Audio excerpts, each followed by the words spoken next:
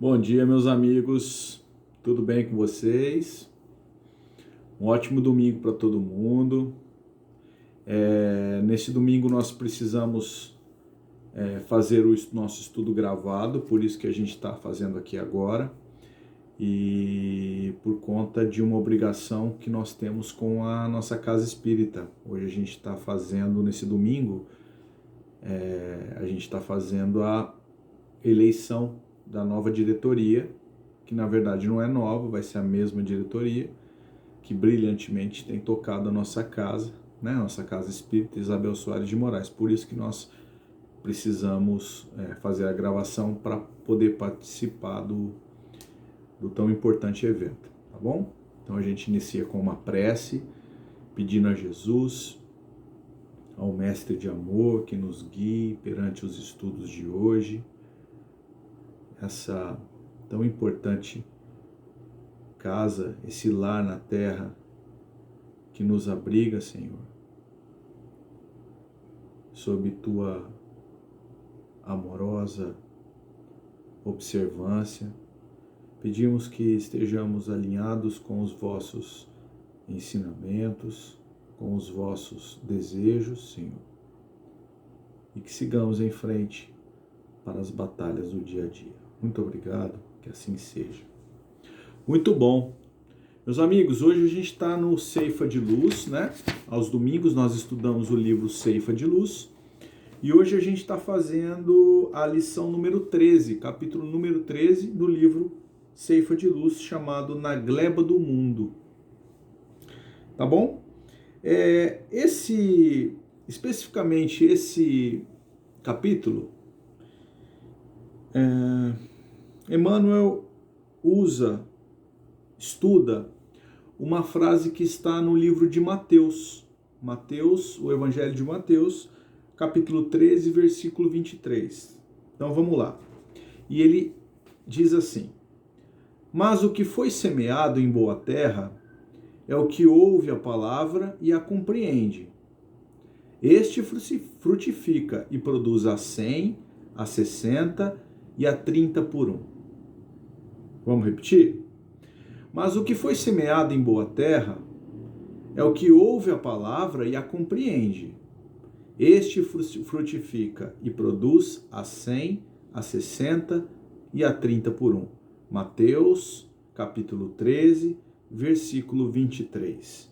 Bom, gente, esse aqui é o finalzinho da parábola da semeadura, né?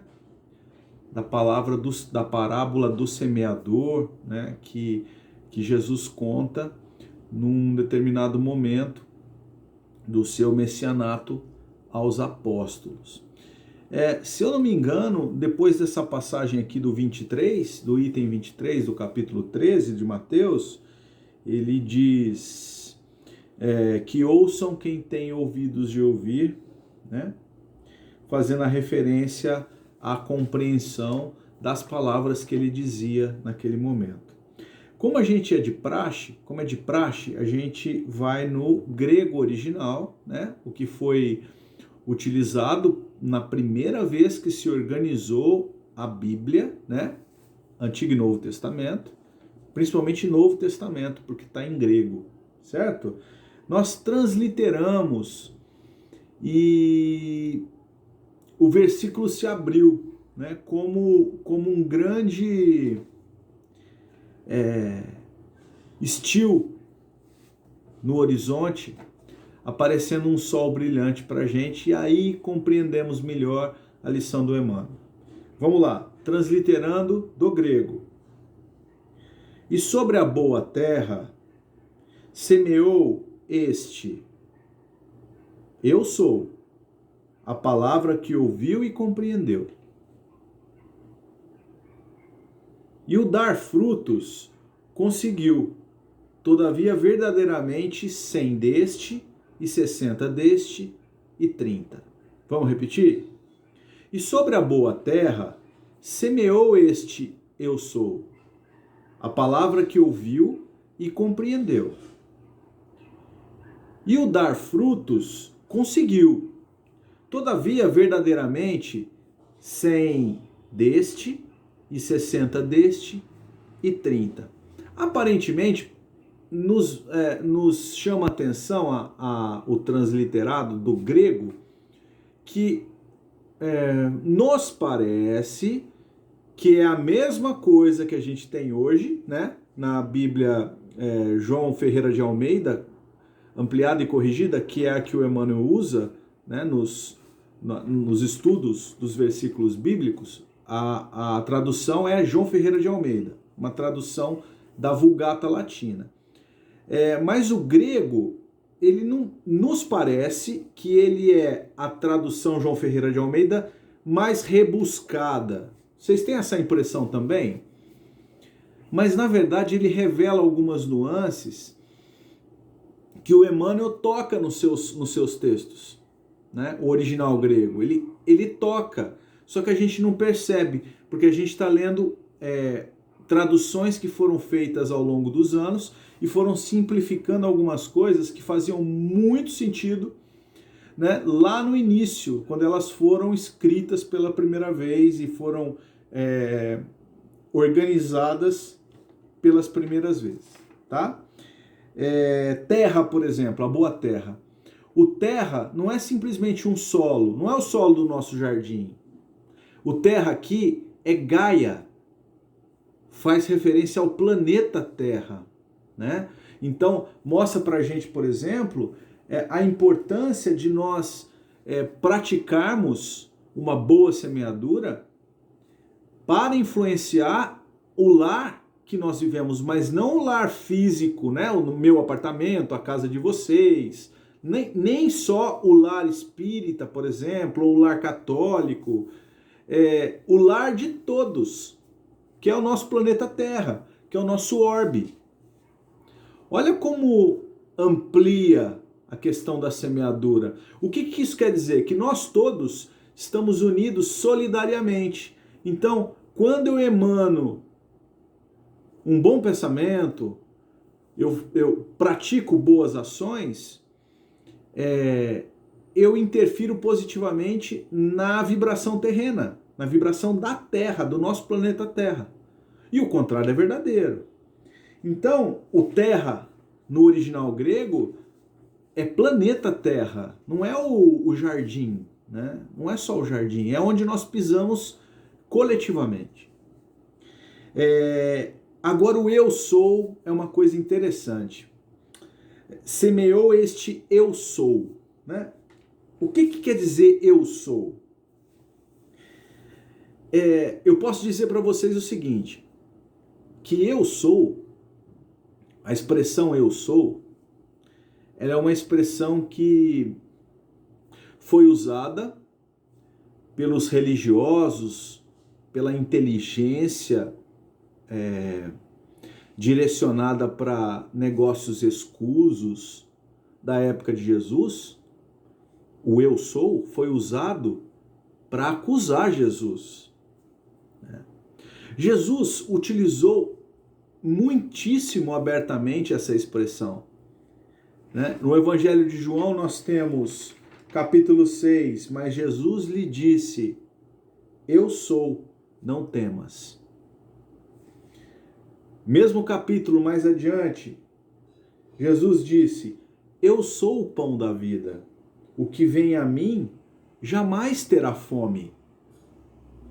Mais à frente, no capítulo 8 do mesmo Evangelho, Evangelho de João, se não credes que eu sou, morrerás nos vossos pecados. Um pouquinho mais adiante, finalizando o nosso eu sou, só do Evangelho de João. Antes que Abraão existisse, eu sou. O que quer dizer esse eu sou? Meus amigos, Jesus está fazendo uma referência clara, né, da filiação a que ele pertence. Quando ele diz que veio, né, a pedido do Pai, né, que ele representa o Pai, não é uma figura de linguagem. Ele realmente carrega essa incumbência no nosso planeta. E esse eu sou é uma sementinha depositada em cada um de nós que faz referência à mesma paternidade. Se Deus é pai do chefe, Cristo, também é pai de todos nós que ainda estamos aqui na evolução, passando por esses momentos de grande dificuldade, né? De tentativa de desmaterialização e por aí vai. Então esse eu sou foi largamente usado por Jesus para demonstrar essa paternidade. Foi a primeira vez que foi ouvida essa expressão foi em Êxodo, o segundo livro do Antigo Testamento, quando o povo hebreu estava de saída do Egito e Moisés, né, sobe no Monte Sinai para receber os 10 mandamentos e desce. A primeira coisa que ele disse para o povo foi, abre aspas, na verdade não foi ele que disse, né? Teve a voz, né, que foi ouvida por todos, abre aspas, eu sou o Senhor, teu Deus, que te tirei do Egito, da casa de servidão. Não terás outros deuses diante de mim. É o primeiro mandamento, meus amigos. No primeiro mandamento, a voz que foi ouvida no Sinai, através da mediunidade de Moisés, foi, eu sou. Então, o eu sou, para o povo hebreu, é um dos nomes de Deus. Entenderam agora por que Jesus foi preso? Né? Na verdade, não foi justamente por isso, mas isso foi usado para dizer que Jesus blasfemava. Entenderam? Jesus foi preso porque Jesus era demais, né, para o povo, para aquele povo envolvido com negócios escusos, como a gente já disse, né, com muita materialidade. E Jesus pregava o amor, né?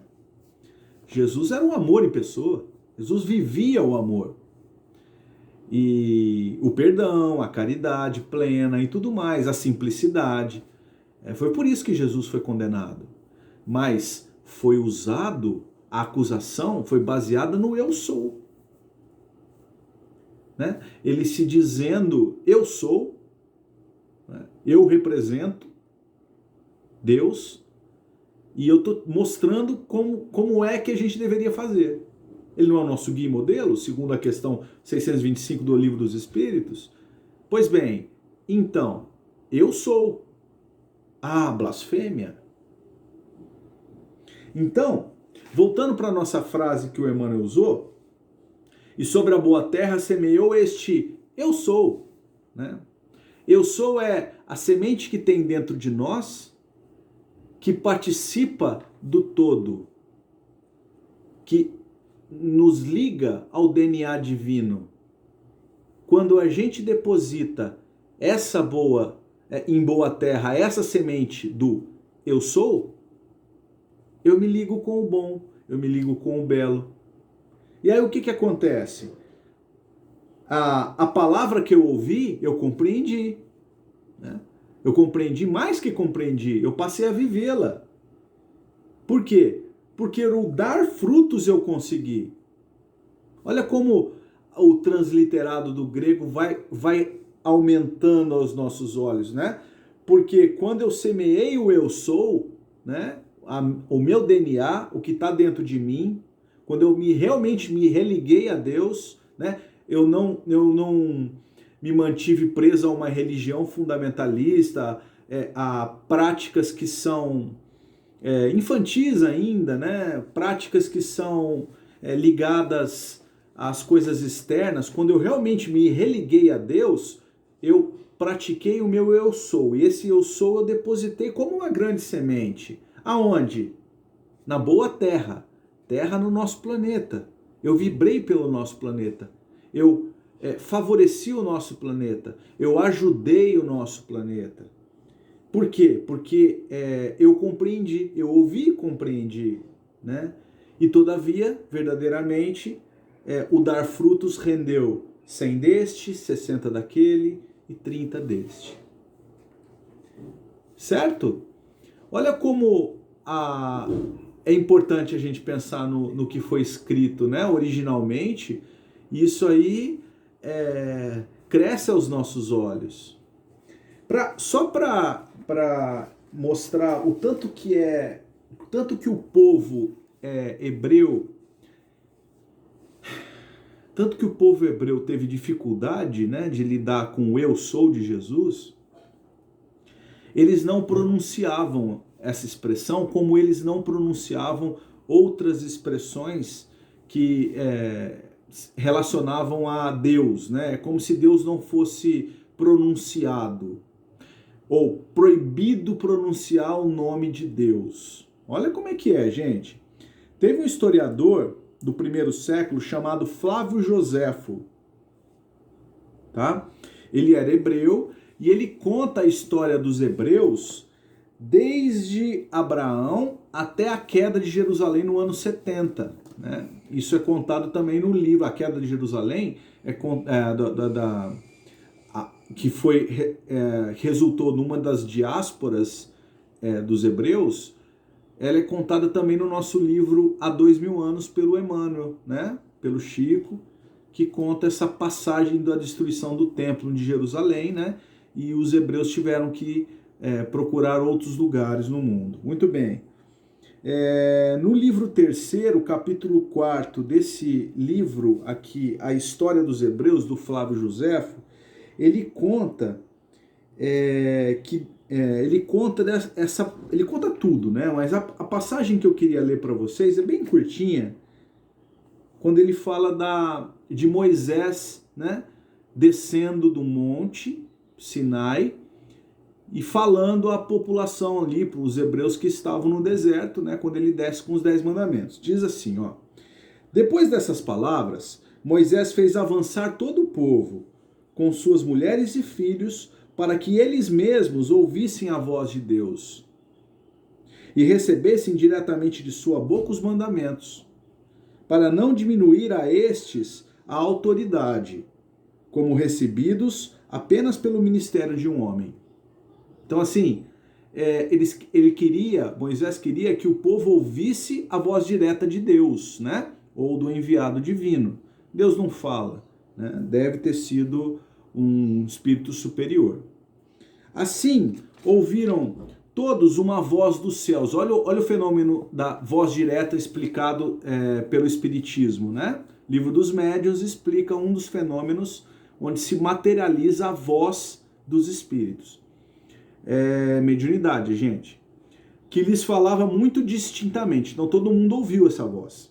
E escutaram os preceitos que Moisés lhes deu depois, os quais estavam escritos nas 2 tábuas da lei. Então, primeiro eles ouviram a voz e Moisés já tinha transcrito aquilo em tábuas, né? Nos rudimentos do que a gente chama de papel.